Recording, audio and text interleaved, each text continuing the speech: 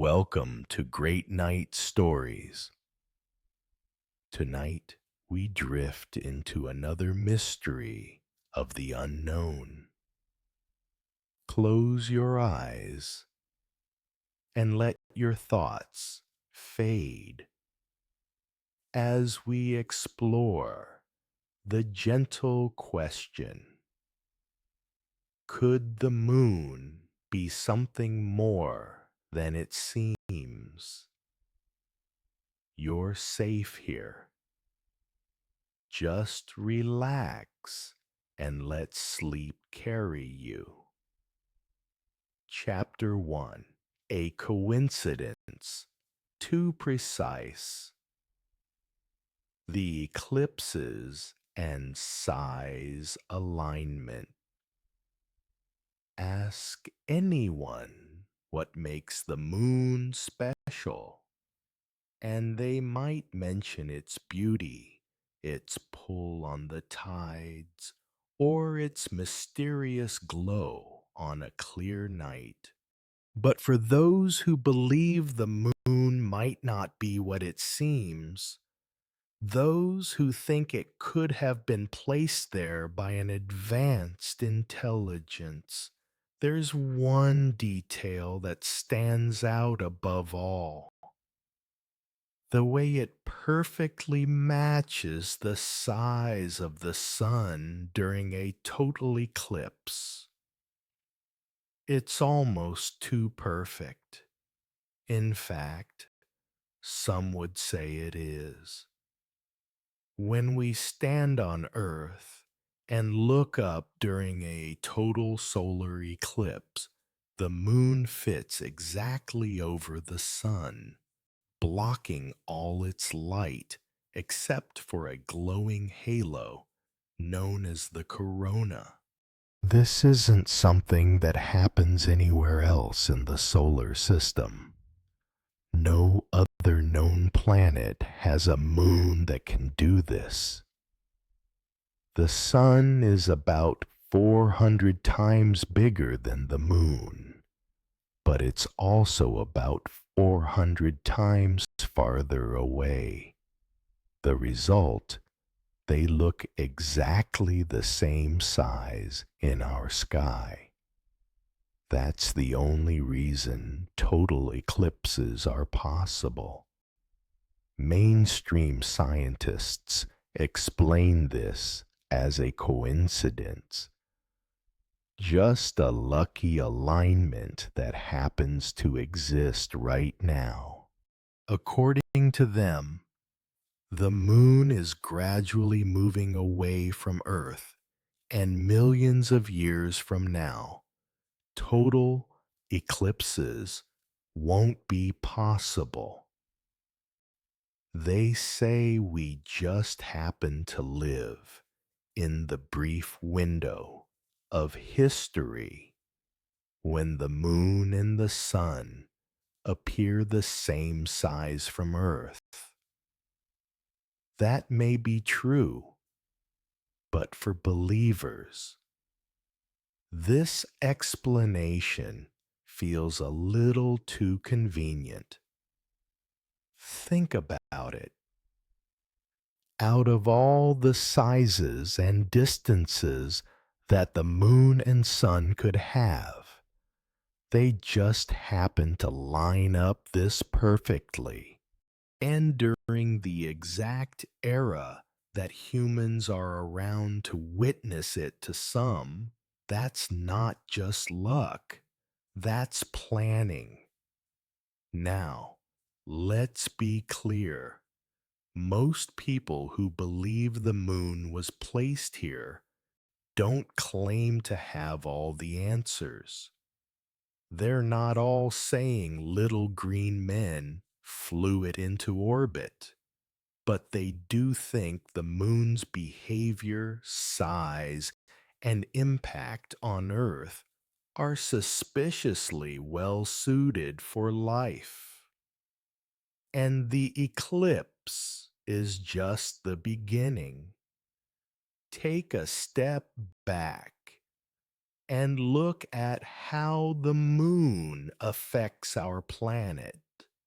Its gravitational pull controls our tides, which in turn shape coastlines, nourish marine ecosystems, and may have played a role in the development of life itself. But more importantly, the moon helped stabilize Earth's tilt. Without it, our planet would wobble far more, and that would lead to extreme climate swings. Swings that might have made complex life or civilization as we know it much harder to develop. Is it possible this is all just a happy accident? Maybe, but some argue it makes more sense to at least consider that the moon was intentionally put in place to support life on Earth. Its size, distance, orbit, and timing all seem to work together in ways that benefit us. Let's talk about that orbit for a second. The moon is what's called tidally locked, which means it always shows the same face to Earth. We never see the far side unless we use spacecraft. That in itself is a rare phenomenon, especially combined with its nearly circular orbit.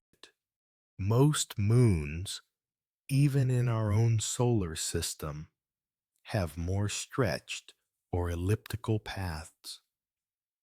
Ours is almost perfectly round.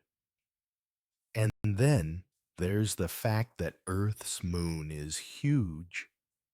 Compared to our planet, it's the biggest moon in the solar system. Mars has two moons, but they're tiny and oddly shaped like captured asteroids. Jupiter and Saturn have dozens of moons, but none of them are even close to the size of Earth's in proportion to their planet. Our moon is 1/4 the size of Earth, a massive satellite by cosmic standards. Why is ours so different? Mainstream science offers the giant impact theory to explain it. Supposedly, a Mars-sized object slammed into Earth billions of years ago, and the debris eventually formed the moon. But there are problems with this idea. For one, the moon's composition is almost identical to Earth's outer layers. If it were created from a collision with another planet, we'd expect to see more evidence of that planet's materials in the moon, but we don't. Those who believe in artificial placement aren't saying they can prove who put it there or why. But they argue that if every mainstream theory has serious flaws, then maybe it's time to start asking different questions. What if the moon wasn't the result of a collision? What if it was brought here or built? This idea might sound extreme, but it's not without precedent in human thinking. Many ancient cultures had stories about the moon arriving in the sky, or times when it wasn't there. The Zulu people of Africa, for instance, have oral traditions that talk about a time before the moon existed. Greek philosopher Aristotle even referenced a group of people called the Praesilenes, those who lived before the moon. Are these just myths? Possibly. But they could also be cultural memories of a real event that happened so long ago, we've forgotten the details. Of course, not everyone agrees with these interpretations. Scientists and skeptics argue that we're just seeing patterns where none exist. They point out that in a universe as massive as ours, strange alignments are bound to happen somewhere. Maybe we're just lucky. Maybe we're here to notice the eclipse because the conditions that make it possible are the same ones that allowed intelligent life to evolve. It's called the anthropic principle, the idea that we can only observe a universe where conditions support our existence. That's a fair point.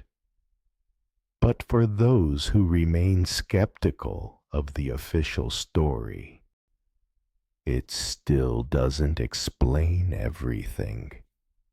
It doesn't explain the moon's perfect positioning. It doesn't explain the lack of impactor materials. And it doesn't explain why ancient stories from around the world speak of a time before the moon was in the sky. Believers aren't necessarily trying to overturn science. Many of them just want to widen the conversation.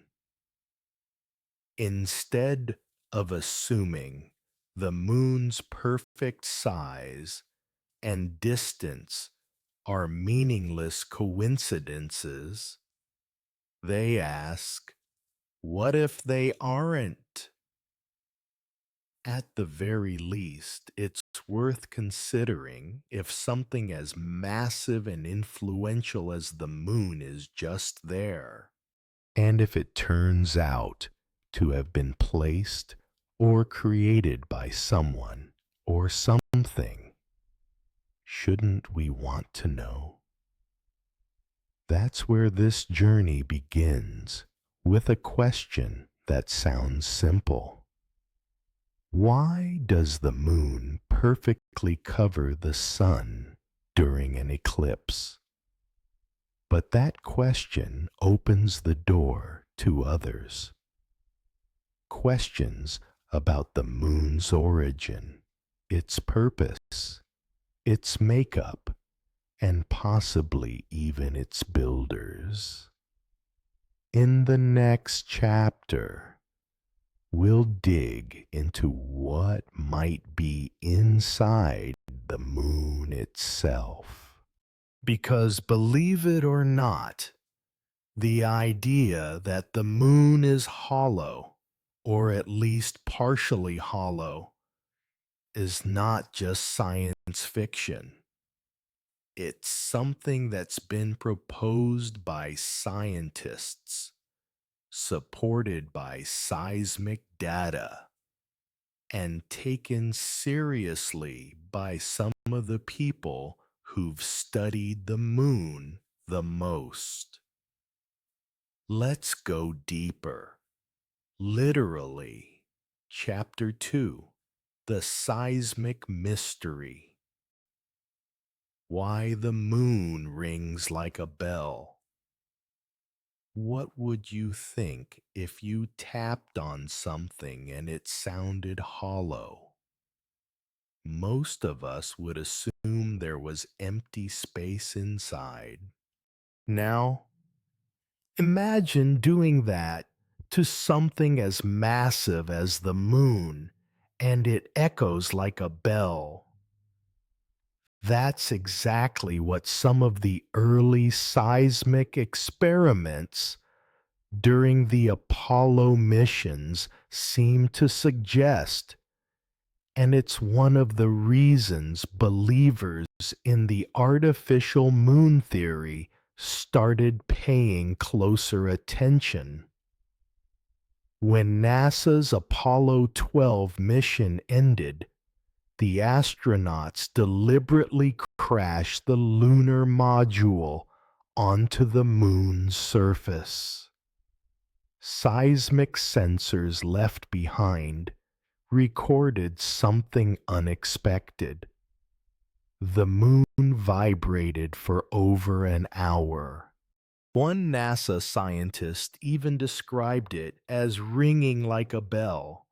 That same kind of long-lasting tremor happened again when Apollo 13's third stage hit the moon even harder. It wasn't just a quick shake. The moon vibrated in a way that surprised everyone. To the average person, this may not sound like a big deal. But for those who believe the moon isn't just a natural rock in the sky, this was one of the first signs that something strange might be going on inside it. Mainstream scientists offered explanations. They said the moon's interior is dry, rigid, and made up of different materials than Earth. Because it lacks water and has a fractured outer shell, vibrations don't get absorbed quickly. Instead, they bounce around longer, making it ring. That may well be the case, but believers still find it hard to ignore the idea that the moon might be hollow, or at least partially hollow. Why does that matter? Because if the moon is hollow, it raises serious questions about how it formed.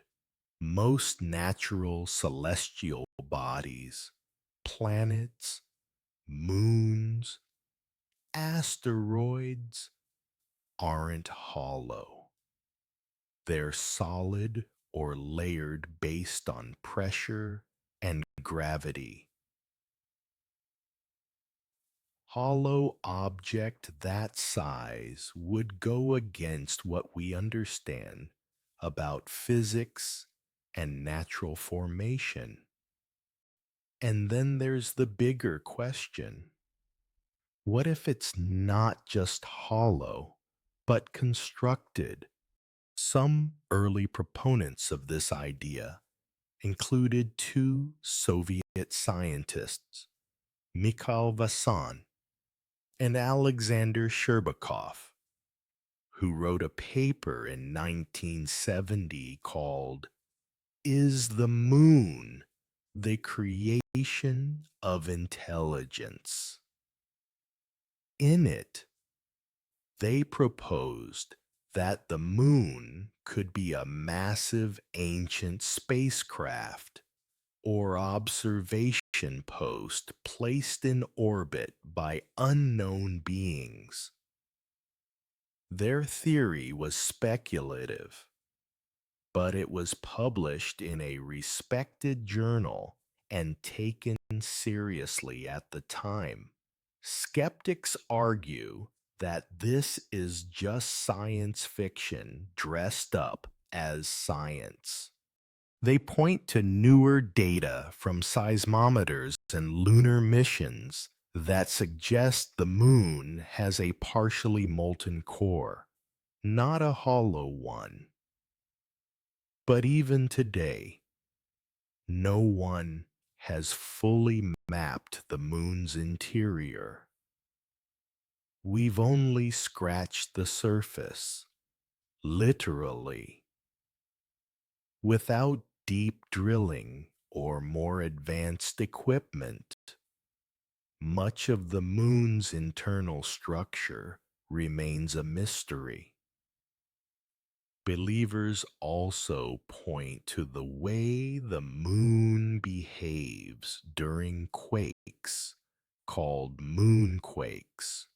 Unlike earthquakes, which are often sharp and short, moonquakes can last for hours. Some are caused by meteorite impacts or temperature changes, but the duration and intensity of some of these quakes seem odd to many who study them.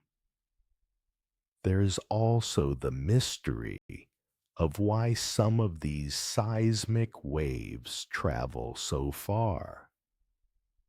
On Earth, our molten interior absorbs shock waves, but on the moon, they appear to bounce and echo. For those who already suspect the moon is more than it seems, this kind of behavior fits their theory.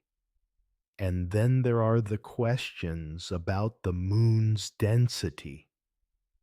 It's less dense than Earth, which some believe could be another hint that it isn't solid all the way through. Maybe it's filled with voids or chambers, or maybe, just maybe, it's built that way. Of course, there's no direct evidence of alien technology inside the moon. No wires, no engines, no control panels, at least not that we know of. But believers argue that if it was placed here by an ancient intelligence, it might be millions of years old. Any technology would likely be deeply buried or long inactive. And if someone wanted to hide their work, they'd do a good job of it. In the end, what we know for sure is limited. The moon's interior remains mostly unexplored. The seismic data we do have has raised more questions than answers. And while mainstream science has reasonable explanations for the moon's long-lasting vibrations, there's still room for doubt. For some, that doubt is enough to keep looking. Because if the moon is hollow or contains something unexpected, it could change everything we thought we knew about our place in the universe. In the next chapter, we'll explore where the moon might have come from in the first place. because whether natural or not, its origin story is far from settled. Chapter 3. The moon shouldn't be there. It might sound strange to say it, but some people genuinely believe that the moon shouldn't be there. Not in the way it is, not where it is, and certainly not doing what it's doing. For those who hold this view, the mystery isn't just about how the moon got here, but whether it even could have under natural conditions. And surprisingly, even among mainstream scientists, there is no universally agreed upon explanation for the moon's origin. That fact alone keeps the door open for alternative theories. Let's start with what science has proposed. There are three main theories about how the moon came to be. First, the Physian theory, which suggests that the moon was once part of the Earth and somehow split off, possibly from a violent spin or explosion. Second, the capture theory, which claims the moon formed somewhere else and got caught in Earth's gravity. And third, the most widely accepted theory today, the giant impact hypothesis, which says a Mars-sized body hit the early Earth, and the debris eventually clumped together to form the moon. Each of these theories tries to explain the moon's unusual characteristics, but none of them do it perfectly.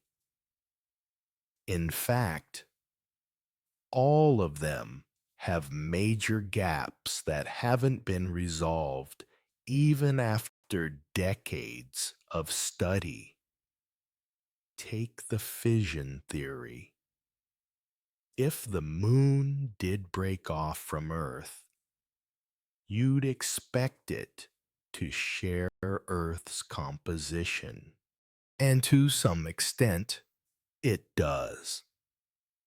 Lunar rocks brought back from the Apollo missions show isotopic similarities to Earth's crust. But there are problems. For one, Earth would have needed to be spinning incredibly fast to fling off a chunk that large. Fast enough that the Earth itself might not have held together.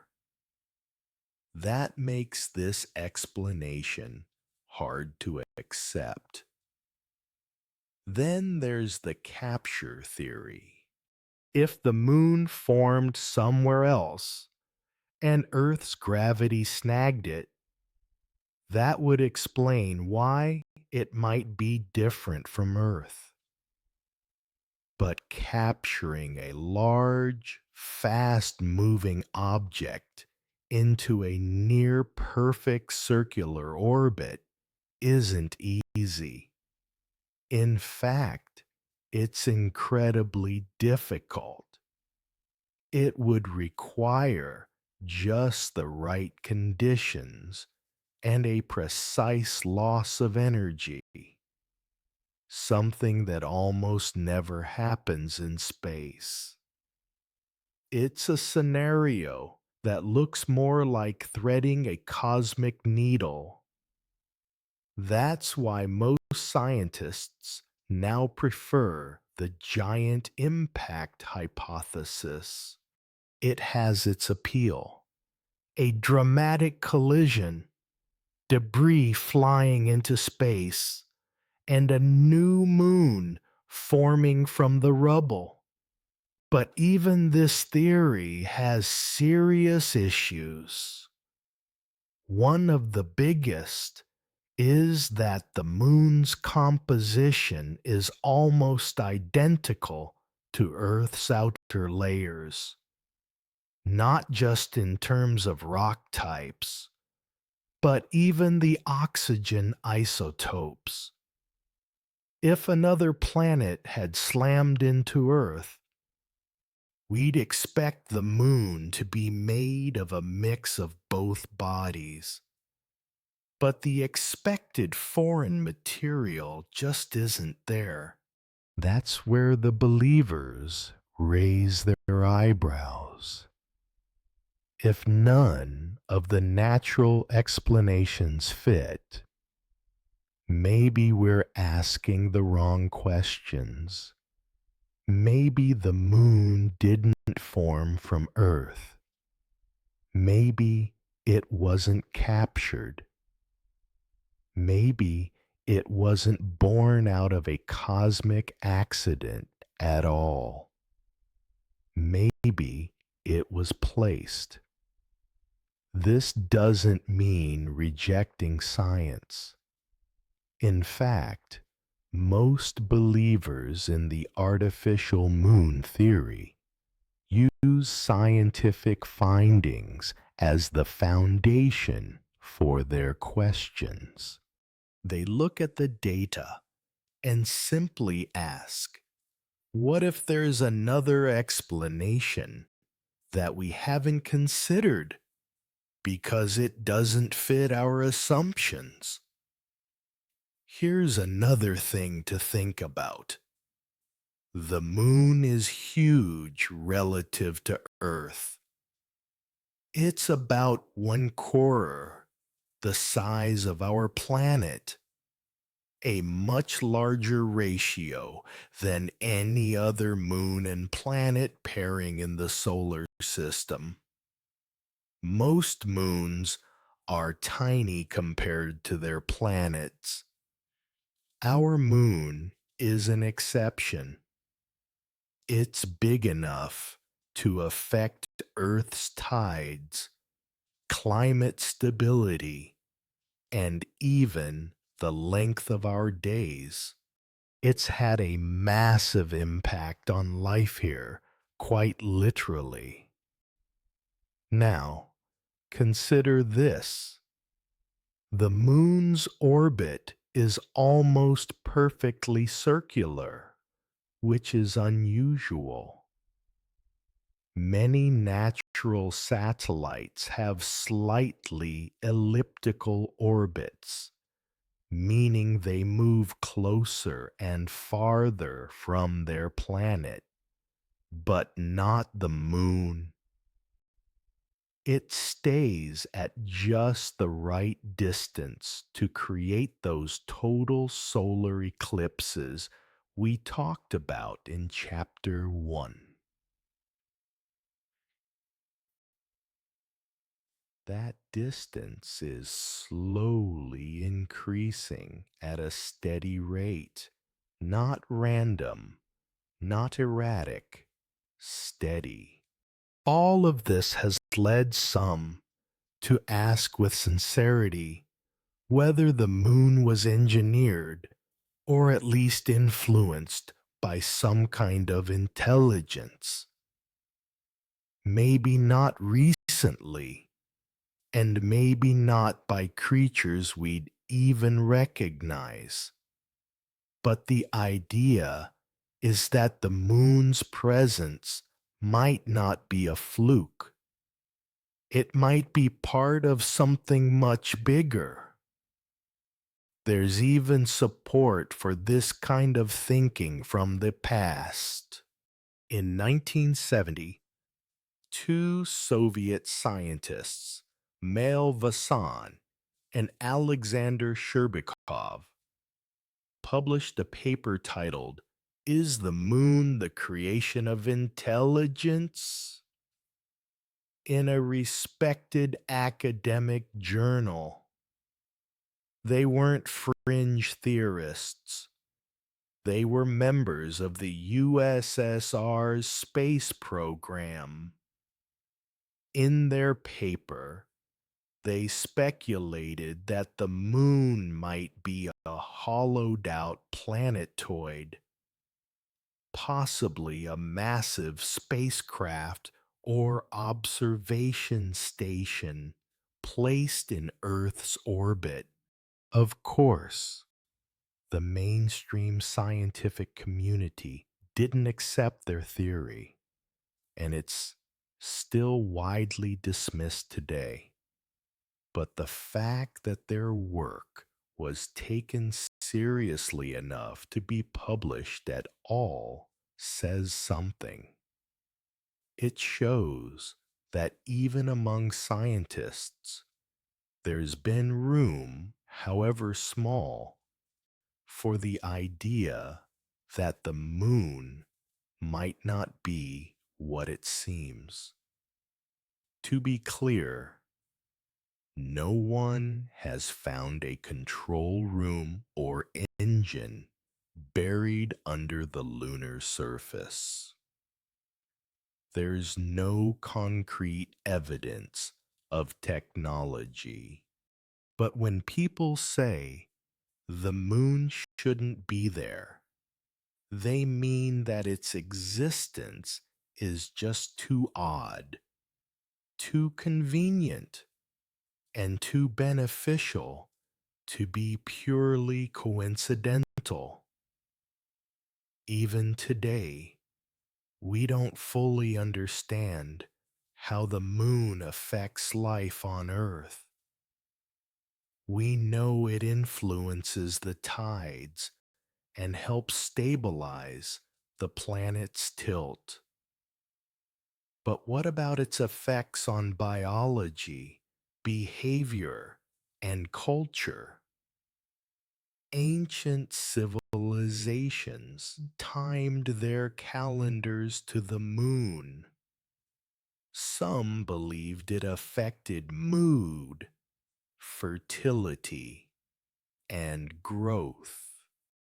Maybe they were on to something. And if the moon really does play that large of a role in supporting life on Earth, then shouldn't we at least consider the possibility that it was placed here deliberately? After all, if you wanted to make a planet livable and keep it that way for millions of years, wouldn't you put something like the moon in place to help regulate it? Believers don't claim to have all the answers, but they do believe that the current explanations fall short. And when you stack up all the oddities, the moon's size, its orbit, its effect on Earth, its suspiciously Earth-like composition, it starts to look less like a natural satellite and more like a puzzle we haven't yet solved. Maybe the moon shouldn't be there, but it is. And that fact alone keeps the questions coming. In the next chapter, we'll explore stories from the distant past. Tales passed down by ancient people who may have remembered a time before the moon appeared in the sky. Whether these are myths or memories, they offer one more clue in the search for the moon's true origin. Chapter 4, Myths of a Time Before the Moon.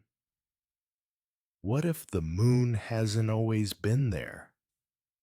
It might sound unbelievable, but some ancient stories from around the world suggest just that.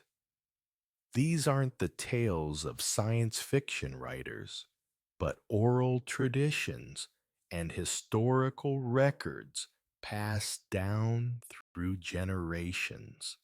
To those who believe the moon may have been placed in orbit by an outside intelligence, these ancient accounts are more than just myths. They might be distant memories of a time before the moon appeared in the sky.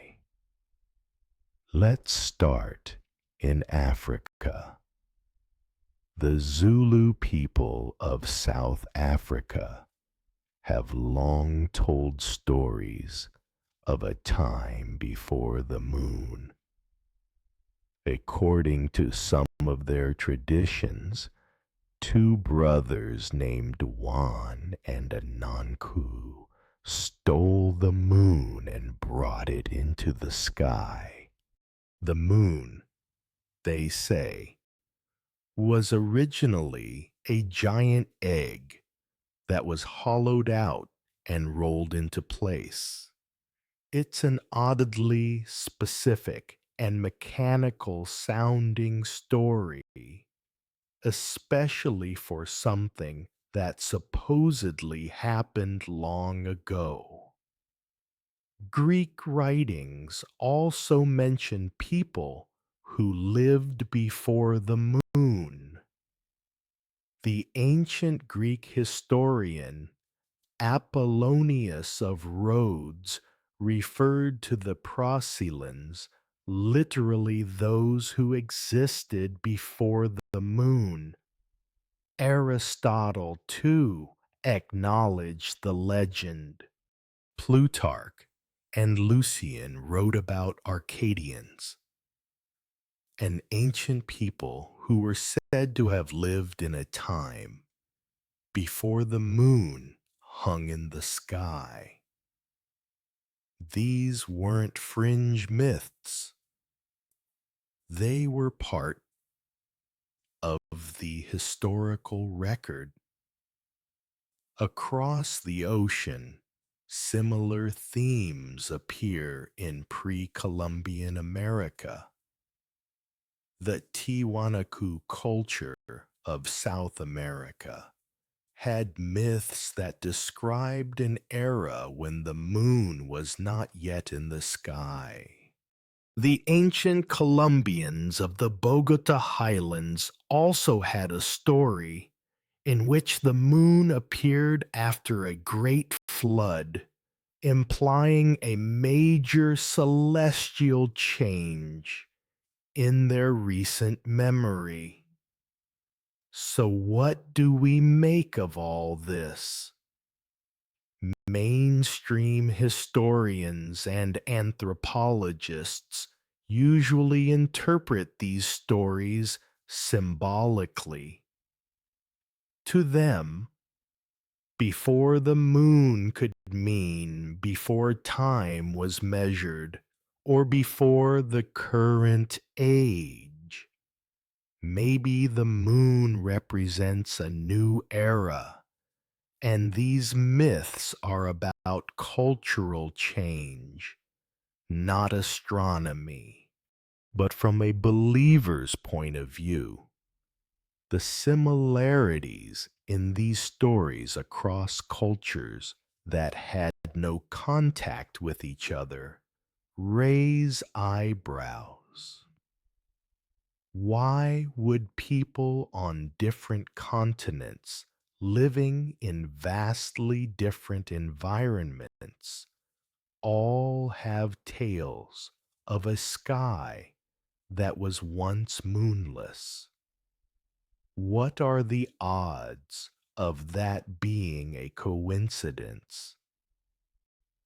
It's especially intriguing When you consider that oral traditions often preserve memories of real events, even if the details change over time, some cultures remembered floods that align with real geological evidence. Others remembered volcanic eruptions that modern scientists have confirmed. So, is it possible that some cultures also remembered the arrival of the moon? If we follow that thread, we have to ask, how recent could the moon's arrival be? Scientists say the moon is over 4 billion years old. But if the moon was placed or repositioned more recently, the act could have left a cultural mark without necessarily changing the age of the moon's material. In other words, the moon could be ancient, but its presence in Earth's sky might be more recent. That idea might sound far-fetched, but even in modern times, we can move satellites into orbit. If a civilization far more advanced than ours existed millions of years ago, maybe they did something similar with the moon on a much larger scale. Another point that gets brought up is the sudden emergence of agricultural societies. Around 10,000 years ago, human life shifted dramatically. We went from being hunters and gatherers to building settlements, growing crops, and studying the stars. Some researchers, especially those open to alternative theories, wonder if the moon's stable light and influence played a role in this shift. Could the moon have been introduced to help stabilize Earth's climate, regulate tides, or mark time for early societies? The moon's gravitational pull creates tides that may have shaped coastal ecosystems, which are believed to be crucial in the development of early complex life. The moon also helps stabilize Earth's tilt, reducing wild swings in climate that could make long-term agriculture difficult. It's not hard to imagine that early people seeing this new light in the sky would have woven it into their stories and remembered the time before. Skeptics, of course, offer valid counterpoints. They say that myths aren't meant to be taken literally, and that stories about the moon may simply reflect the awe it inspires. It's a symbol, a metaphor, a poetic device, not a record of real events. But not all believers are convinced by that. After all, the moon is unlike anything else in our sky. It's unusually large, perfectly placed, and deeply connected to life on Earth. When multiple ancient cultures describe a time before it was there, maybe we should pause before brushing it off. It's also worth noting that ancient people weren't ignorant. They built calendars, observed eclipses, and tracked planets. Their knowledge of the sky was often surprisingly accurate. So if they say something changed, if they say the moon arrived, perhaps we should listen more carefully. Even today, we don't fully understand why certain myths appear so frequently in different parts of the world. Are they just coincidence, collective imagination, or something more? To someone who believes the moon might have been placed deliberately, these stories are not proof, but they are clues. Clues that suggest a memory of something big, something that changed the sky and maybe changed the world. In the next chapter, we'll shift from stories to science again as we look at the moon's strange orbit and behavior. Because whether you think the moon arrived naturally or not, the way it moves is unlike anything else we know. And that's worth exploring. Chapter 5: The Lunar Orbit. Too stable, too perfect. There's something about the moon's orbit that just doesn't sit right with some people. It's not just that it orbits Earth, it's how it does it. To the casual observer, the moon simply rises and sets like the sun, a familiar and comforting sight.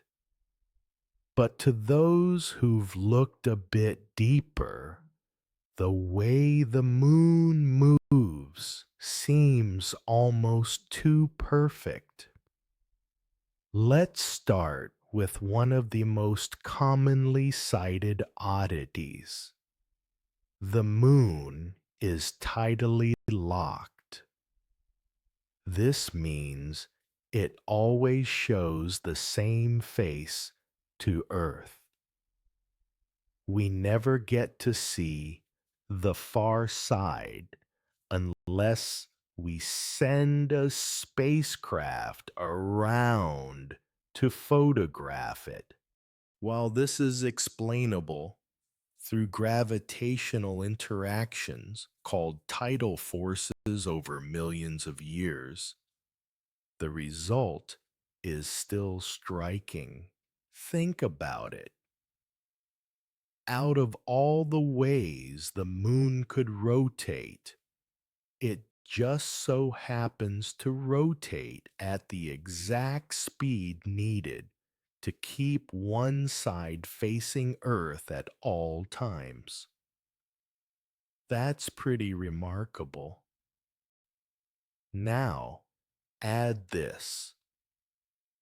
The moon's orbit around Earth is nearly a perfect circle. Most orbits in space are elliptical. They have an oval shape. Planets orbit the sun in slightly stretched out loops. Moons orbit planets in slightly stretched patterns, but the moon's orbit is one of the most circular of any natural satellite in the solar system. It's not a perfect circle, but it's close. So close that it raises eyebrows among those who suspect intelligent design. Believers in the artificial moon theory point to this as evidence that the moon was positioned intentionally. A circular orbit creates predictable gravitational effects. It keeps Earth's rotation stable. It maintains consistent tides, and it creates a sense of regularity that has shaped life and civilization. Mainstream scientists acknowledge the moon's stabilizing effect.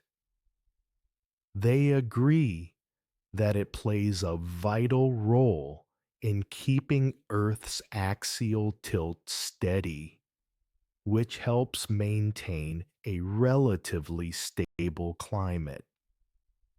Without the moon, Earth's tilt might wobble much more, leading to extreme and unpredictable climate changes over long periods.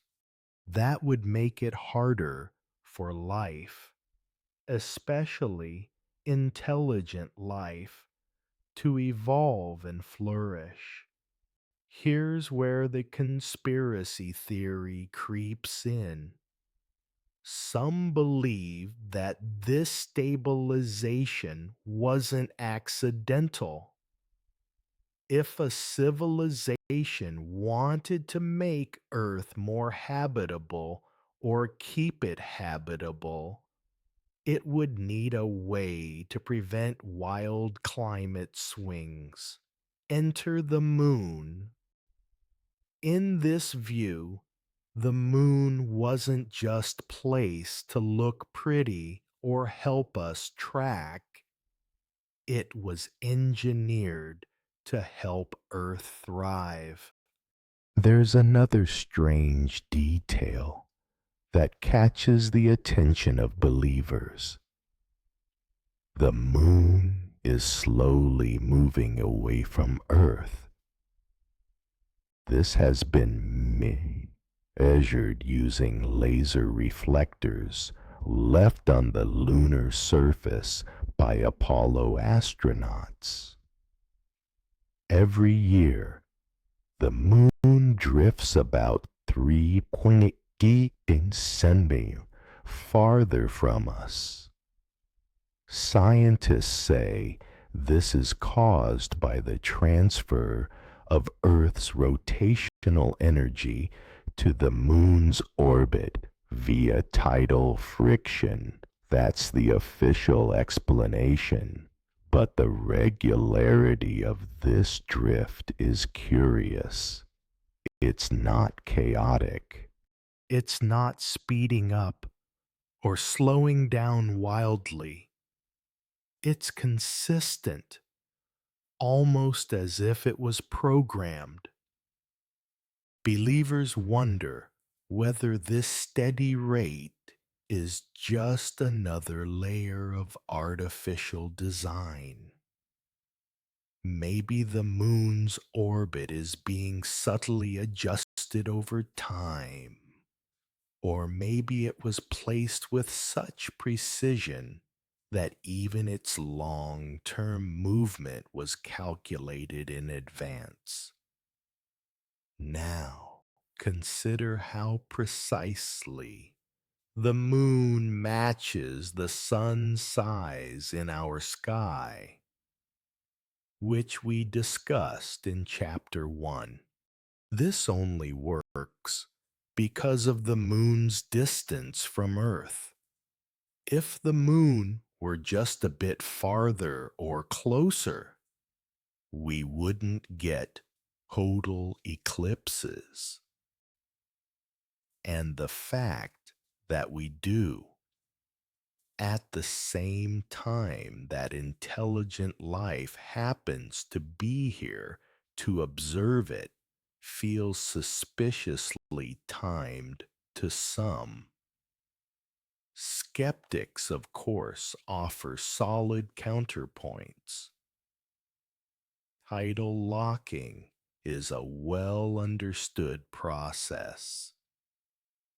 The moon started out spinning much faster, but over millions of years, Earth's gravity slowed it down until it matched its orbit. A nearly circular orbit can result from gravitational interactions with the Earth and Sun, and the moon's slow drift is a natural consequence of physics. There's no need, they argue, to invoke aliens or ancient engineers. But for believers, the accumulation of coincidences is what keeps the theory alive. It's not just one thing. It's all the things layered on top of each other. The tidally locked rotation, the circular orbit, the stabilizing effect, the perfect size and distance, the precise rate of drift. Taken individually, maybe they're just quirks of nature, but taken together, it starts to feel like a pattern. Some even suggest that the moon could be acting as a kind of balancing tool or even a control device. In this theory, the moon isn't just stabilizing Earth by accident. It's part of a larger system. Maybe it was meant to keep Earth's environment stable enough for life to develop. Or maybe it's still serving a purpose we haven't yet discovered. And here's another thing to think about. If you were designing an artificial satellite to observe or regulate a planet, you'd probably want it in a fixed, predictable orbit. You'd want it to stay steady, always facing the same side, always moving in sync. That way, your instruments or whatever you've placed inside could focus on one spot. The moon does exactly that. Of course, there's no direct evidence that the moon is artificial. There are no lights, engines, or visible mechanisms. But to believers, the orbit itself is the clue. It's the fingerprint of a greater design. Even ancient cultures seem to notice something special about the moon's movement. They built monuments that tracked its cycles. They celebrated its phases. They recorded eclipses and lunar alignments. They knew instinctively or otherwise that the moon wasn't just another rock in the sky. It was a clock, a compass, a guardian. So is the moon's orbit natural or unnatural? Is it the product of billions of years of gravitational fine-tuning? Or is it the result of intelligent design, an ancient gift or tool left behind for reasons we don't yet understand? The truth may still be hidden, but the questions remain, because even if everything about the moon's orbit can be explained by physics, that doesn't mean it wasn't planned. Physics could be the tool, not the origin. In the next chapter, we'll dig into the moon's actual makeup, not just how it moves, but what it's made of, because there are some strange materials up there, and some of them don't quite belong. Chapter 6: Strange Elements and Materials in Lunar Soil. For anyone who's ever stared up at the moon and thought, it's just a big dusty rock, you might want to think again. What we've learned about the moon's surface and soil, especially from samples collected during the Apollo missions, has left many scratching their heads. Even some scientists admit that the moon is chemically weirder than it should be. And for those who believe the moon may have been placed or even built by an advanced intelligence, the unusual materials found in its soil are another reason to keep asking questions. Let's start with something simple. Titanium. The moon has a lot of it. Some lunar rocks contain titanium at concentrations far higher than what we typically find on Earth. On our planet, titanium is rare and valuable, used in aircraft, spacecraft, and other high-strength applications. On the moon, it seems unusually common, especially in areas like the Mare Tranquillitatis, where Apollo 11 landed. Mainstream scientists explain this by saying the moon's volcanic activity billions of years ago could have concentrated titanium in certain places. Fair enough. But believers point out that titanium is one of the strongest and most corrosion-resistant metals we know.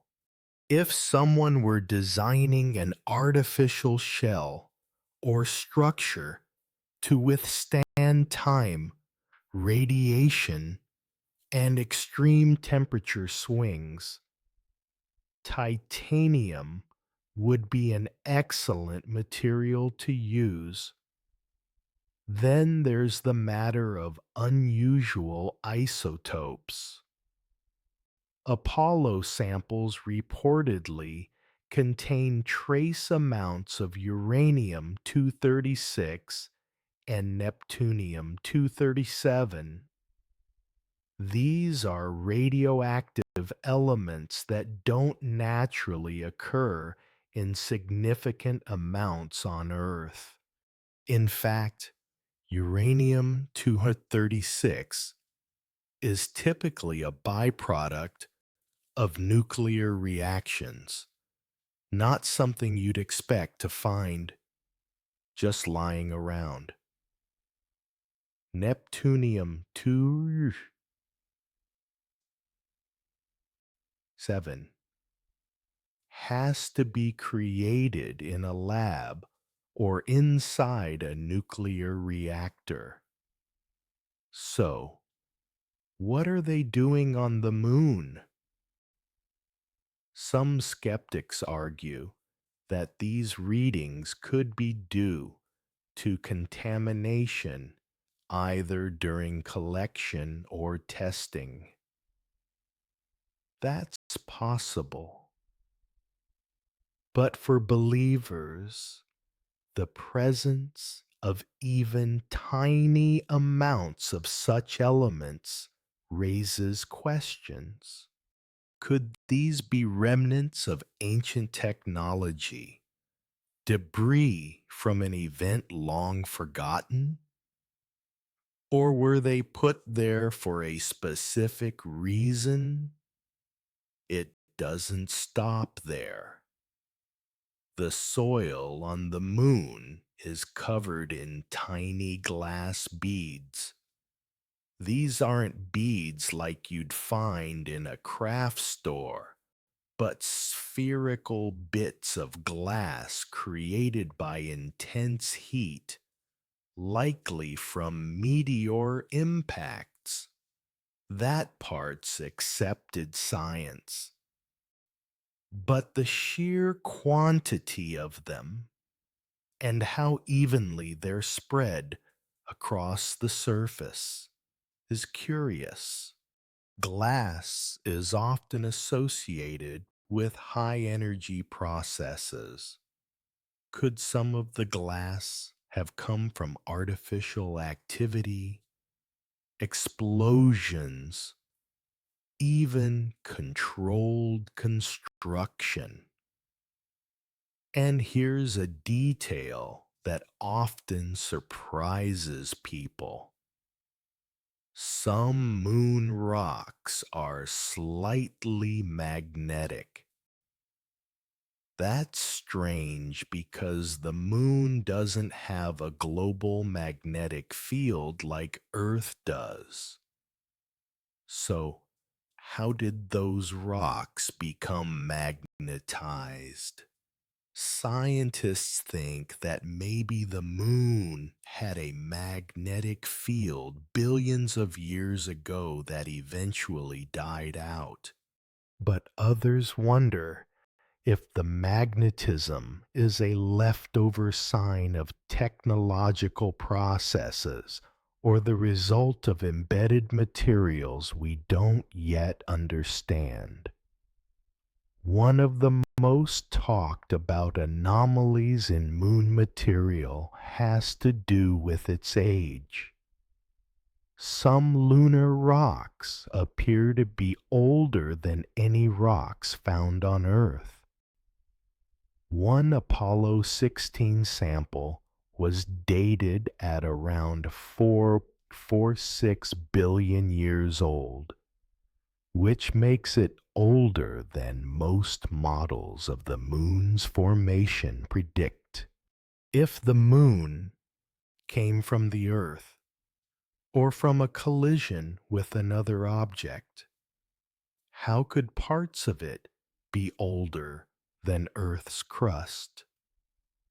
Of course, there are mainstream explanations. The moon cooled faster because it's smaller, allowing ancient crust to survive. And the dating techniques have margins of error. But still, it's another piece of the puzzle that doesn't quite fit. Let's also talk about the dust. Lunar dust is extremely fine and sharp, almost like powdered glass. Astronauts said it clung to everything. It got into suits, into instruments, even into their lungs. It's so abrasive that it can wear down materials over time. And yet, It's unlike the dust we find here on Earth, which tends to be rounded by wind and water. Lunar dust hasn't been weathered. Some researchers speculate that it might contain compounds or materials formed under unusual conditions, possibly even conditions created rather than natural. Now, none of this proves the moon is artificial, but to a curious mind, it adds up. High strength metals, unusual radioactive isotopes, mysterious magnetism, excessive glass, and an aggressive, unnatural kind of dust. All of these things are real and documented. The debate is about what they mean. Believers suggest a few possibilities. One is that the moon is partly hollow and contains a metallic structure beneath the surface. Another theory is that it's an ancient artifact, maybe even a spacecraft disguised as a moon. Some think the strange materials could be part of internal shielding, energy systems, or structural support.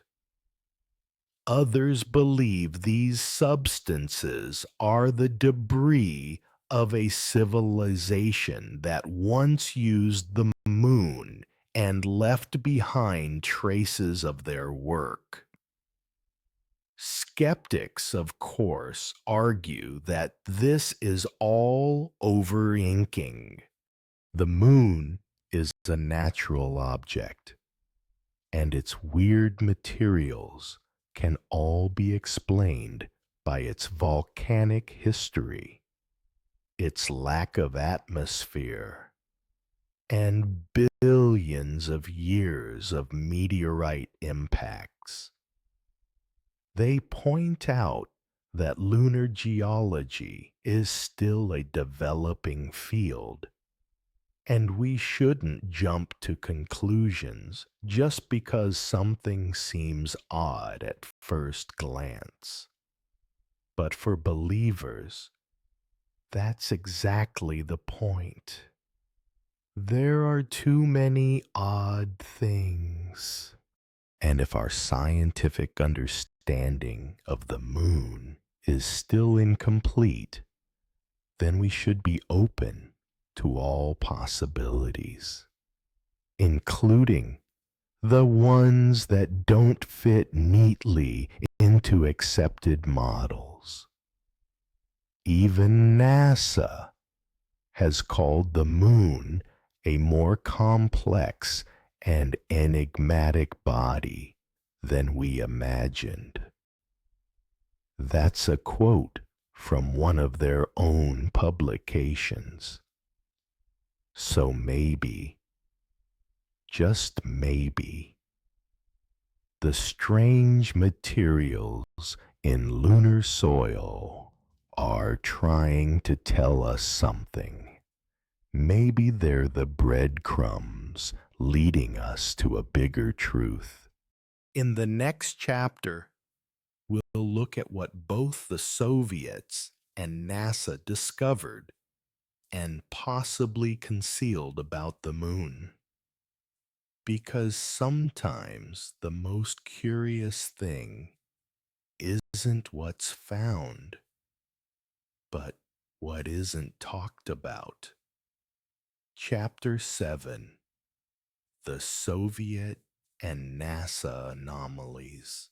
For most people, space exploration is a story of triumph. The moon landings, the rocket launches, the brave astronauts. It's all part of the proud legacy of science and discovery. But behind the headlines and historic moments, there are odd reports, missing data, and quiet details that have led some to believe there's more to the moon story than we've been told. And both the United States and the Soviet Union, the two major players in the space race, have their share of unanswered questions. Let's begin with the Soviets. In 1970, two Soviet scientists, Mikey Vasan and Alexander Sherbikov, published a paper in the journal Sputnik titled, "Is the Moon the Creation of Intelligence?" These weren't fringe writers or science fiction authors. They were respected members of the USSR's Academy of Sciences. In their article, they proposed that the moon could be an ancient spacecraft or hollowed-out planetoid, possibly placed in orbit by unknown beings. To be clear, this wasn't an official Soviet government position. But the fact that such a theory appeared in a state-approved publication during the Cold War, when every word was closely monitored, was surprising. It gave legitimacy to the idea that the moon might not be entirely natural, and it encouraged others to look more closely at the anomalies. One of those anomalies was how quiet the Soviet program became when it came to manned moon missions. While they had great success with robotic probes like Luna 2, the first human-made object to impact the moon, they never followed through with a crewed landing. Some believers speculate that the Soviets discovered something unusual, something that convinced them not to send people there. Now turn to the United States. The Apollo program is one of NASA's greatest achievements, but it too has its mysteries. For instance, many of the original moon landing tapes were lost or recorded over. That includes the original slow scan footage from Apollo 11. NASA later admitted this, but explained it as a cost-saving mistake during a time when videotape was expensive. Still, for such a monumental event, losing the highest quality footage struck many as odd. Then there's the story of Apollo 17, the last crewed mission to the moon. During the mission, there was a 4-minute gap in live communication between the astronauts and Houston. NASA says the silence was just a technical glitch, but some claim it was edited out because of what the astronauts saw. Lights or objects on the lunar surface that couldn't be explained. This claim comes largely from whistleblowers and conspiracy theorists, but it's been repeated so often that it's now a staple of moon related speculation. Another strange case is the music heard by the Apollo 10 crew while orbiting the far side of the moon. In audio released decades later, the astronauts talk about hearing a kind of whistling or outer space music. NASA eventually said it was likely radio interference, but even the astronauts at the time sounded surprised and a bit unsettled by the sound. For believers, it was another hint that the moon wasn't as empty and quiet as we'd been led to believe. Then there's the topic of photographs. NASA has released thousands of images from the Apollo missions and later probes, but some researchers claim that a number of these photos show artificial looking objects, structures, towers, or shadows that don't quite match the surrounding terrain.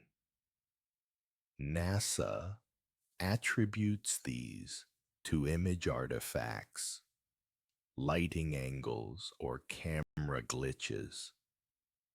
But for those who believe in an artificial moon, the idea that some features might have been edited, blurred, or left unexplained is not out of the question.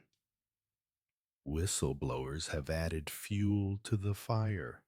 One of the most well-known is Carl Wolf, a former U.S. Air Force technician. In the 1960s, Wolf was working at a NASA-related facility when he claims he was shown photographs from the moon's dark side. Photos that, according to him, showed artificial structures. He described them as buildings, towers, and domes. Wool went public with his story in the late 1990s and stood by his claims until his death in 2018. There's also Donna Hare, a former NASA contractor who worked in photo labs. She says she witnessed images being airbrushed to remove unidentified objects both in Earth orbit and on the moon. Like Wolf, she claims there was a culture of secrecy and intimidation surrounding anything that didn't fit the official narrative. Of course, skeptics argue that stories like these are unreliable. Human memory is fallible. Whistleblowers may be misinformed, exaggerating, or seeking attention.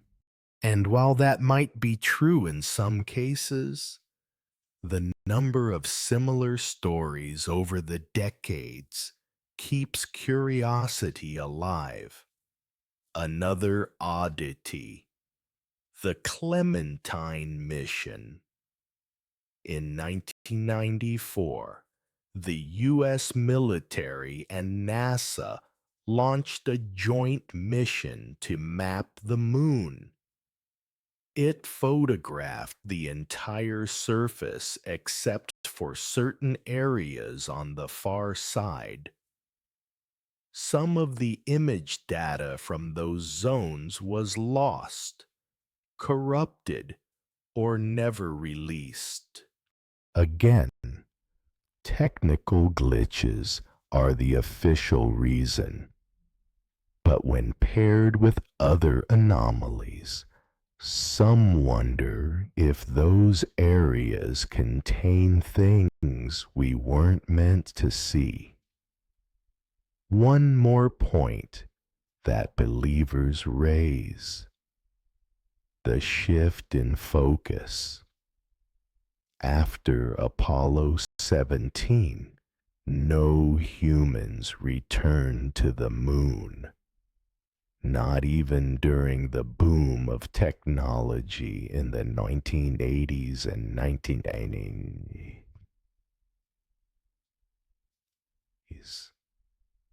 For something once so important, the sudden lack of interest seemed strange.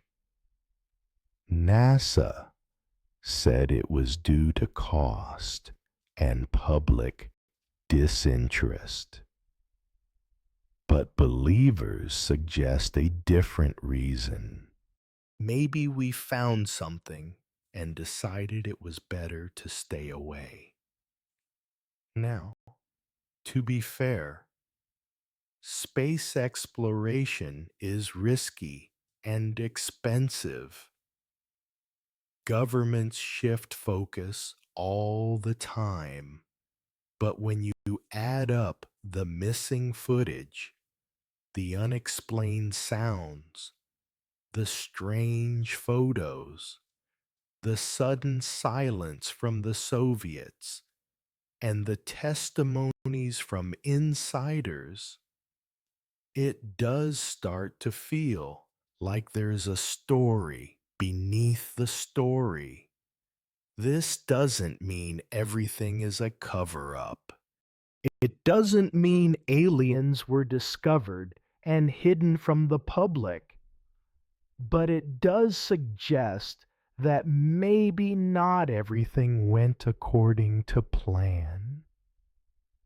Maybe we encountered things we weren't ready to explain or chose not to. For those who believe the moon may have been placed there, these gaps and silences are not accidents. They're part of a bigger pattern. A pattern that hints at secrets, whether ancient or modern, hiding in plain sight. In the next chapter, we'll explore one of the most controversial ideas of all: that there may be actual structures, towers, domes, and more still standing on the moon today. Chapter 8: Strange Structures on the Moon. From a distance, the moon looks barren, just a gray, dusty sphere, pockmarked by craters. But some who've taken a closer look at the thousands of photos released by NASA and other space agencies claim there might be more to see. Over the decades, amateur analysts, researchers, and even former insiders have pointed out shapes and shadows in lunar images that don't look like natural formations. They speak of towers, domes, tunnels, and even what appear to be buildings. Could there be structures on the moon? And if so, who put them there and why? Let's start with some of the most well-known claims.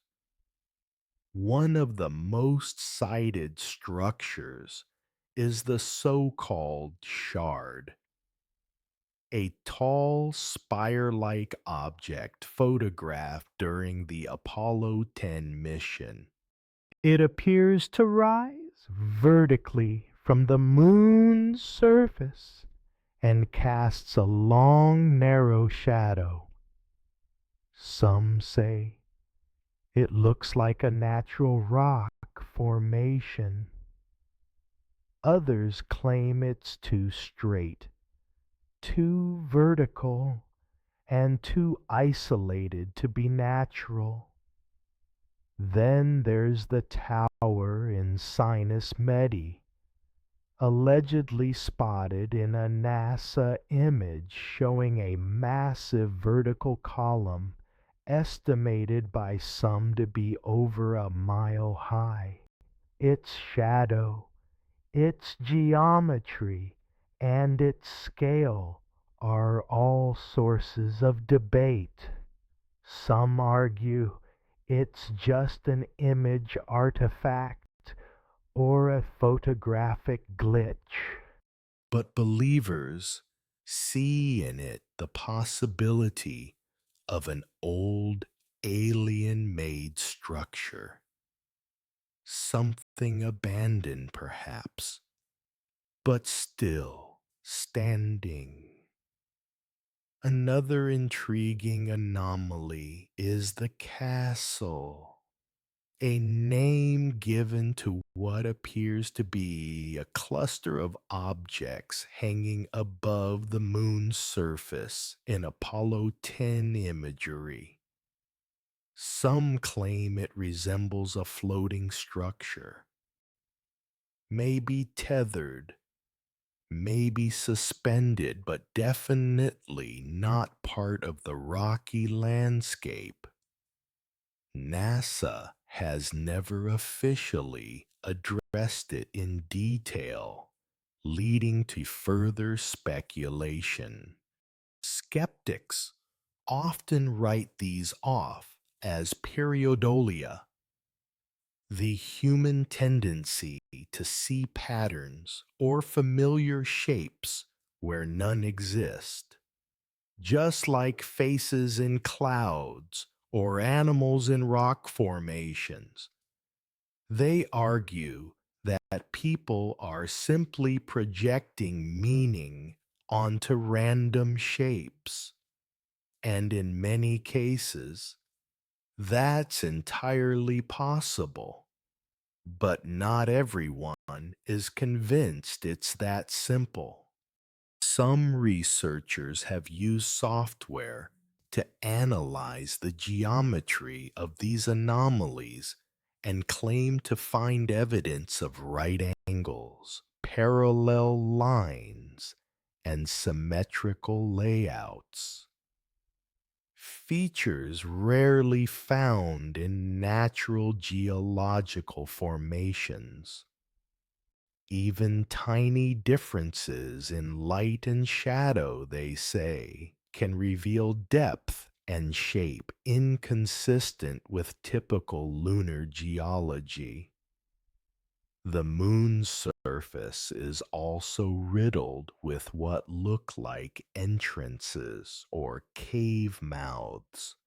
While scientists believe many of these are collapsed lava tubes, hollow tunnels formed by ancient volcanic activity. Some believers suggest that these openings could be artificial.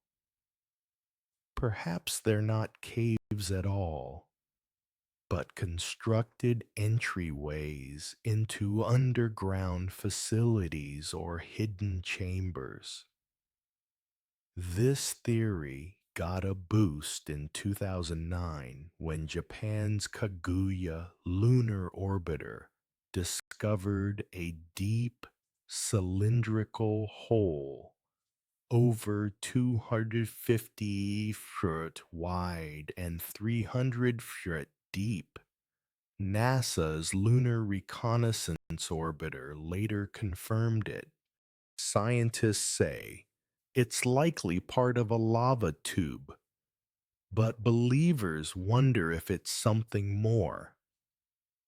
Could this be an entry point into something built, not formed? Let's not forget about the far side of the moon, which we never see from Earth. It's been photographed extensively by satellites and orbiters, but access to high resolution images of certain areas has been limited. Some claim that image sets have gaps, missing files, or strange inconsistencies. This has led to speculation that certain regions may contain things NASA and possibly other space agencies don't want us to see. One of the most circulated claims involves an image labeled AS 2680 taken during Apollo 17. In the background, a faint cube-shaped structure seems to emerge from the horizon. NASA says it's a photographic defect, possibly lens flare or debris, but many believe it's something more.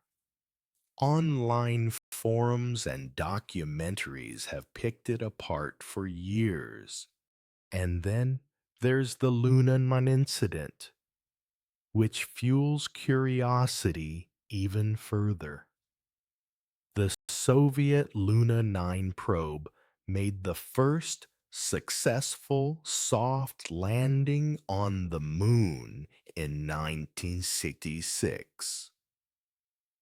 The photographs it transmitted back were quickly made public, but rumors circulated that the initial images showed strange vertical objects in the distance. These were said to resemble upright pillars or machinery. Official sources dismissed these claims as distortions or damage to the signal. But again, once the idea is out there, it's hard to put back in the box. Perhaps the most controversial claim comes from former NASA insiders. Ken Johnston, a former consultant to NASA, has said publicly that he saw photographs of structures on the moon before they were sanitized for public release. He claims to have witnessed NASA technicians airbrushing out objects that looked artificial. Like others, Johnston has been criticized and dismissed by skeptics. But to believers, he's a whistleblower revealing a cover-up. So, what could these alleged structures be? Believers offer several possibilities. Some think they're ancient alien outposts, maybe built for observation, scientific study, or even contact. Others think the moon could be a kind of ark or archive holding information or technology left behind by a long-gone civilization. A few believe the moon itself might be artificial, and these structures are simply parts of its internal systems poking through the surface. Of course, None of these claims have been officially verified, and critics rightly point out that until we send people back or robots capable of detailed analysis, these questions will remain unanswered. Light and shadow can play tricks on even the most trained eyes, and digital image enhancement, often used to highlight supposed anomalies, can introduce distortions of its own. Still, the fact remains, people are seeing things that don't quite make sense. And while many of these anomalies may turn out to be rocks, shadows, or photographic quirks, others defy easy explanation. The moon is covered in mystery, not just in myths and stories, but in actual pixels and patterns that we can see for ourselves. In the end, the debate isn't just about whether structures exist. It's about the possibility that the moon has a deeper story than we've been told. Maybe it's a relic. Maybe it's still in use. Or maybe we just haven't looked close enough. In the next chapter, we'll explore the idea that the moon isn't just a passive object, but an active one. Could it be watching us? And if so, who or what is behind the gaze? Chapter 9: The Moon as an Observation Platform. We tend to think of the moon as a quiet neighbor, a silent companion glowing in the night sky. But what if it's not just sitting there? What if it's watching us?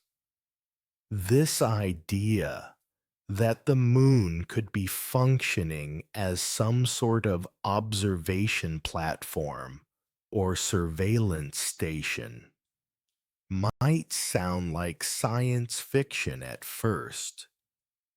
But for those who believe the moon is not entirely natural, it's a logical next step.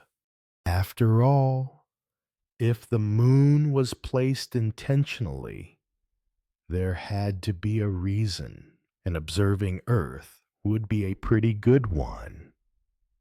Let's consider the basics. The moon is the only celestial body that remains locked in perfect view of our planet. Because of tidal locking, we only ever see one face of it. The far side remains out of sight from the ground, forever turned away. But the side we do see, it's always there, always watching. From a strategic perspective, the moon is an ideal vantage point.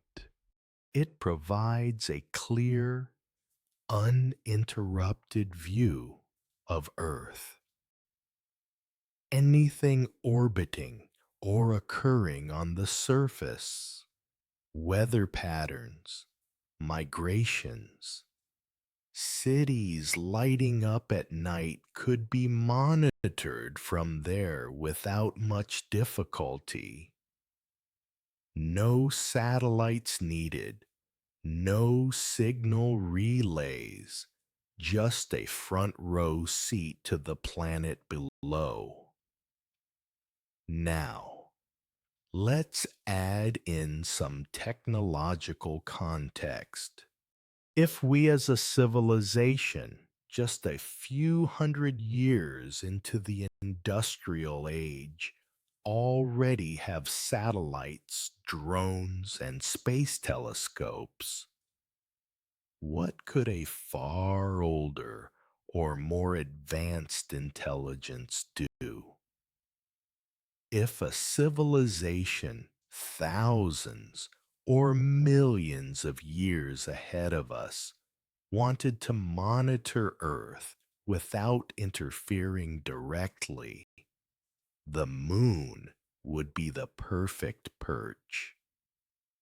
Believers point to this logic as one of the reasons they think the moon may have been placed, not just to stabilize Earth's tilt or help develop life, but to keep an eye on it, maybe to gather data, maybe to protect, maybe even to control in subtle ways we don't yet understand. There are also modern parallels. Military strategists and private companies have proposed building lunar observatories and bases because of the moon's unique position. The idea of using the moon as a surveillance post is already on the table, even among today's defense planners. So the concept isn't as far-fetched as it might seem. Let's talk about the lunar mascon, short for mass concentrations. These are oddly dense areas beneath the moon's surface discovered when spacecraft orbiting the moon were pulled slightly off course. Scientists explain them as remnants of ancient asteroid impacts that compacted the crust. But some believers think they could be technology embedded deep underground, perhaps powering something or collecting information. Others point to the unusual electromagnetic signals that have been detected near the moon over the years. Some of these have no clear explanation and don't match known natural sources. Could they be the byproducts of hidden systems, instruments buried under layers of rock? Or are they just noise we haven't fully decoded? Then there's the curious fact that the moon appears to have certain rhythmic effects on human biology and behavior. While this isn't surveillance in the traditional sense, it's worth mentioning. Emergency rooms report spikes in activity during full moons. Police departments around the world have noted similar patterns. Ancient cultures saw the moon as not just a light in the sky, but a force that influenced emotion, fertility, and even mental health. Could that be part of the design? If the moon was placed here, maybe it was meant not just to observe us, but to subtly influence us. Some believers even propose that the moon could be transmitting low-frequency signals, not to harm, but to guide or regulate. It's a controversial idea, but one that shows up frequently in conspiracy circles. Skeptics say this is all a stretch. Mayas are well stayed. The moon's effects on biology are anecdotal, and no one has found a camera, antenna, or relay dish sitting on a lunar ridge. All true. But as believers point out, if a surveillance system were placed on the moon by an advanced civilization, it wouldn't be something we'd easily find. It would likely be buried.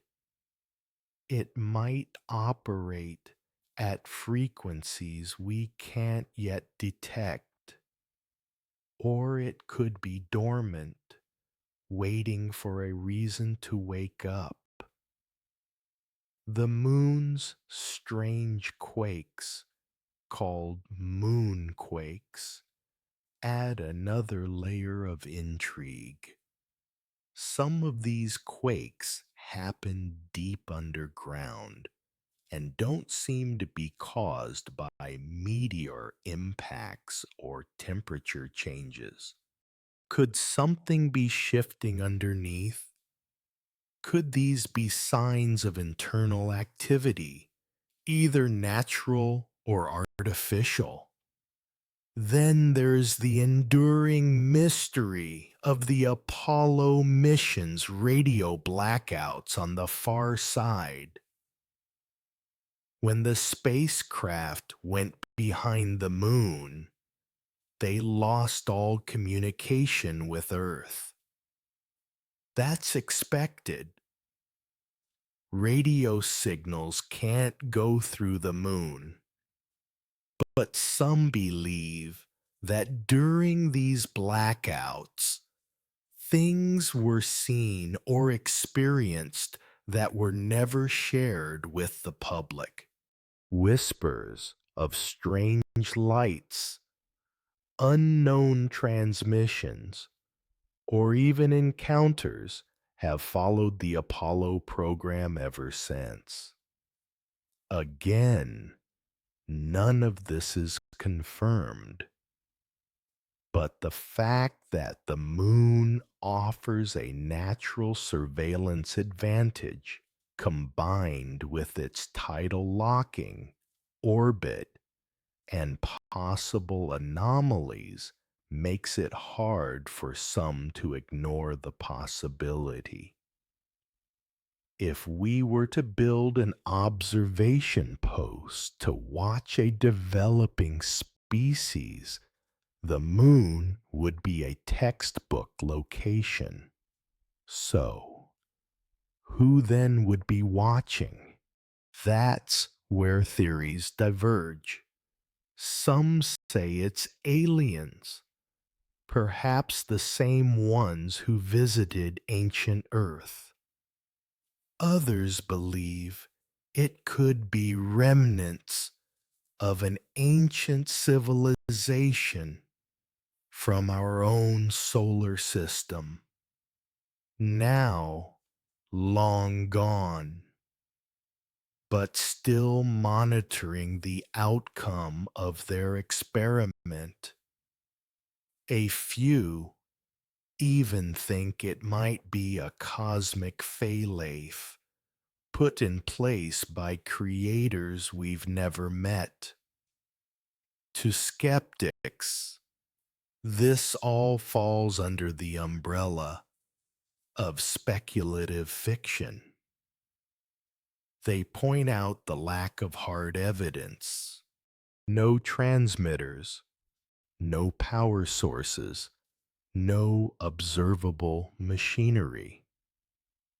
They argue that the moon's orbit, size, and behavior can all be explained with current physics and astronomy.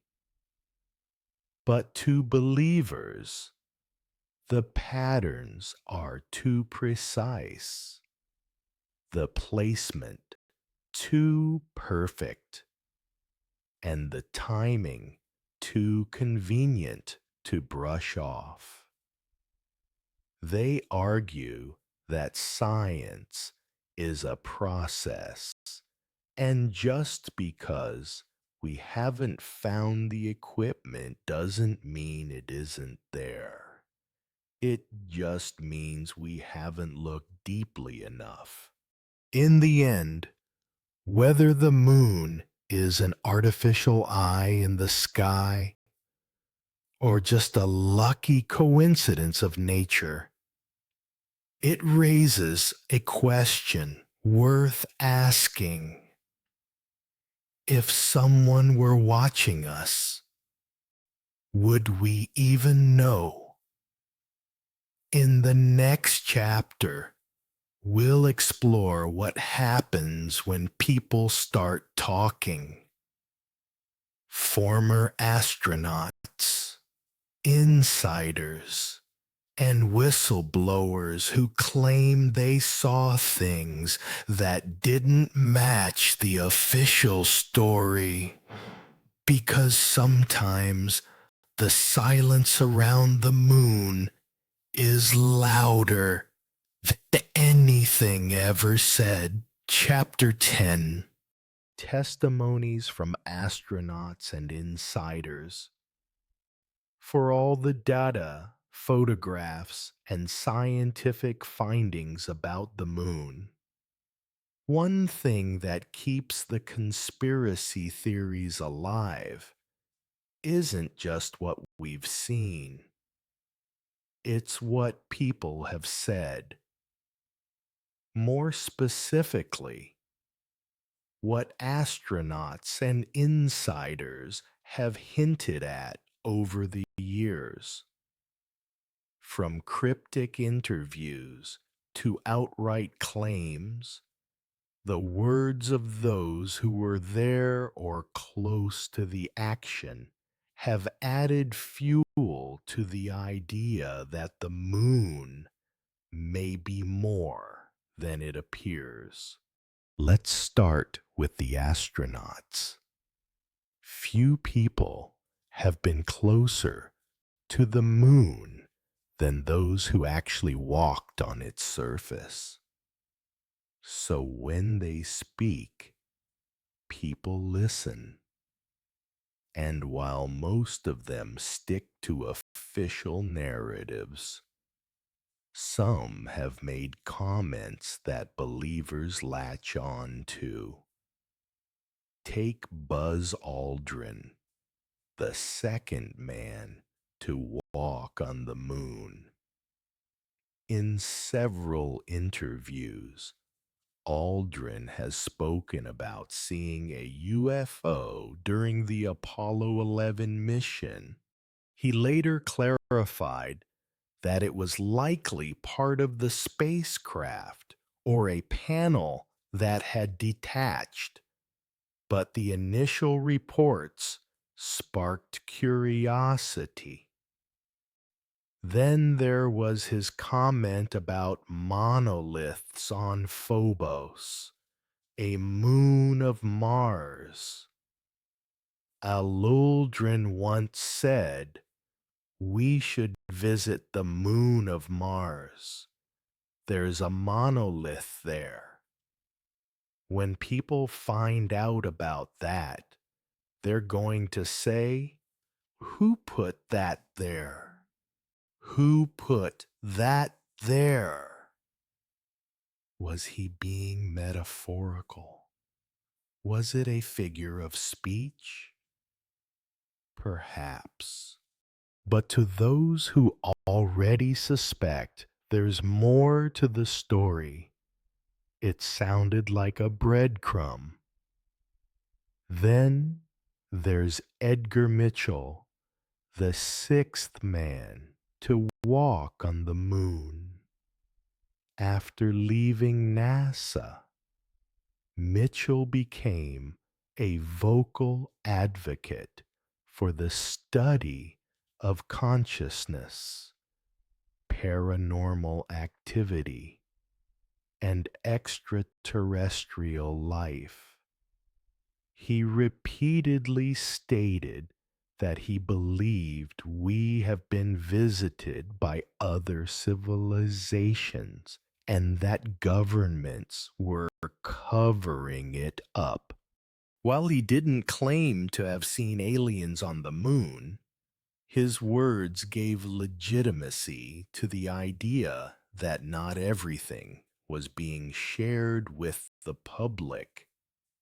In an interview, Mitchell said, "I happen to have been privileged enough to be in on the fact that we've been visited on this planet and the UFO phenomenon is real."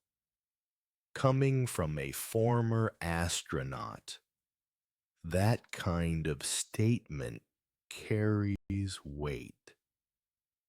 Another intriguing figure is Neil Armstrong.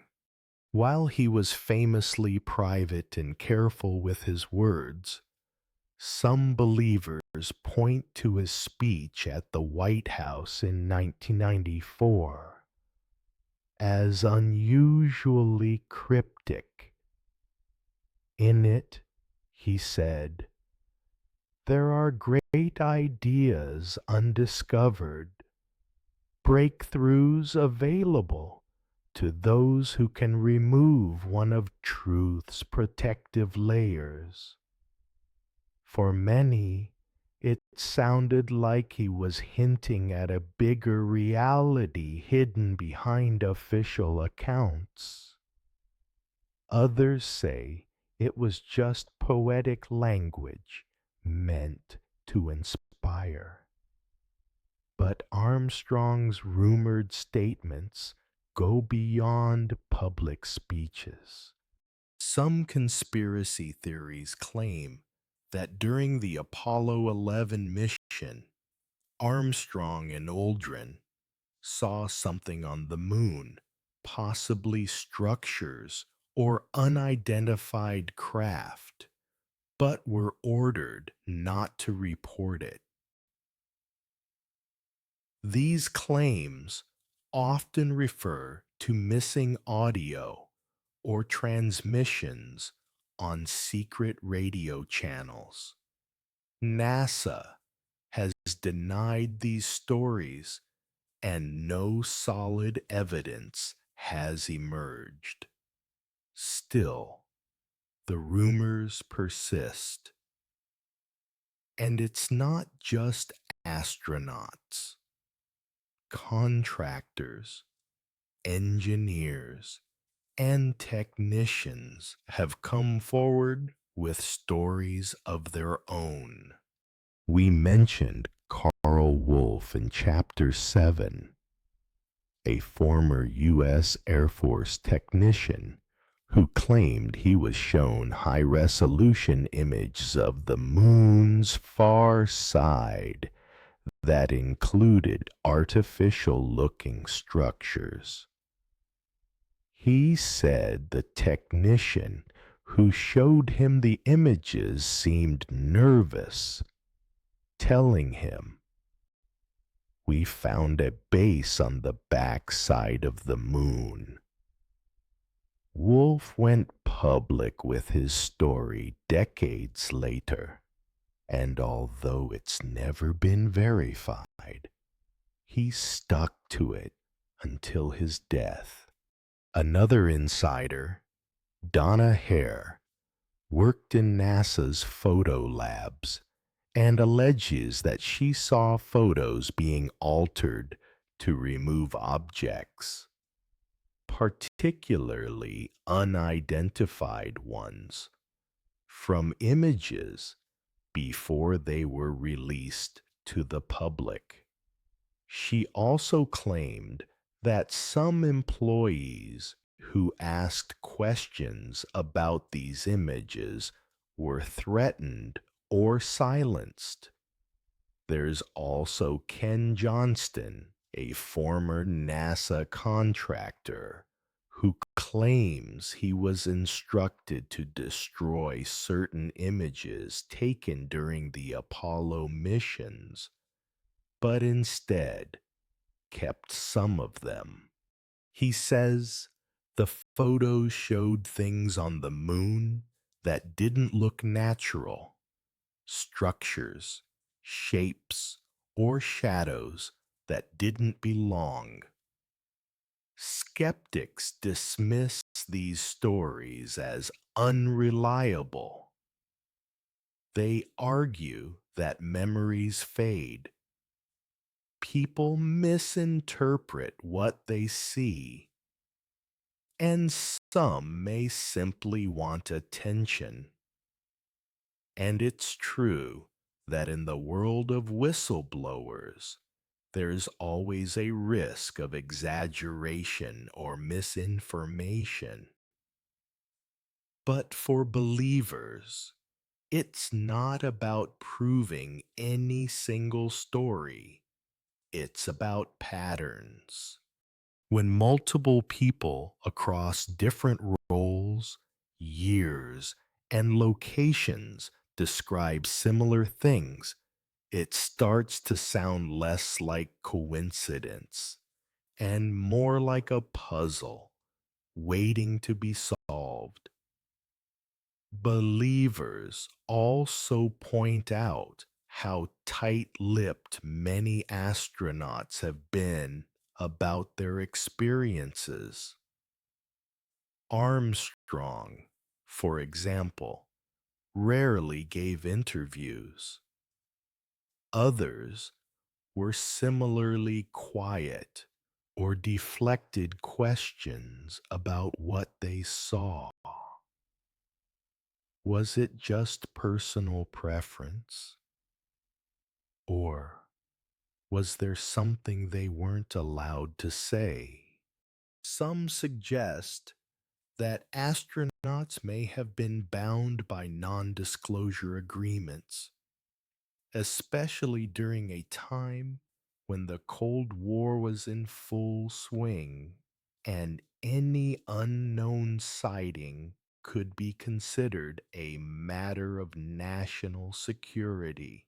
There's no official record confirming this, but it's not outside the realm of possibility. And then there's the cultural shift. In recent years, we've seen more openness around the topic of UFOs and unexplained aerial phenomena. The U.S. government has even confirmed the authenticity of some footage and acknowledged ongoing investigations. If that door is opening, some believe that revelations about the moon might not be far behind.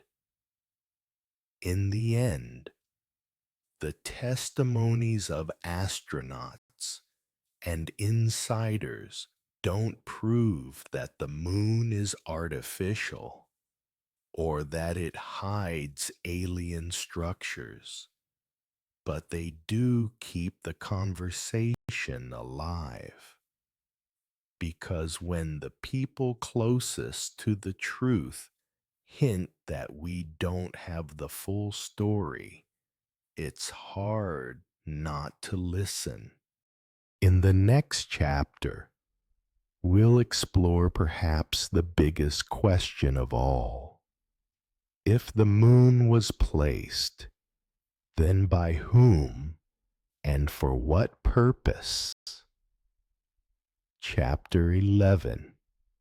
Who put the moon there and why?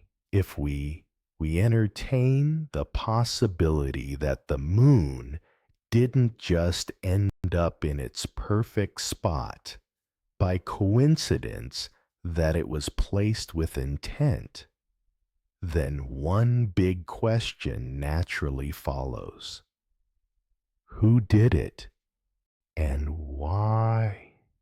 At this stage, the idea that the moon was placed by an intelligent force has already woven itself through everything we've explored. From its exact size and orbit to its strange composition, seismic behavior, and eerie alignment with Earth and the Sun.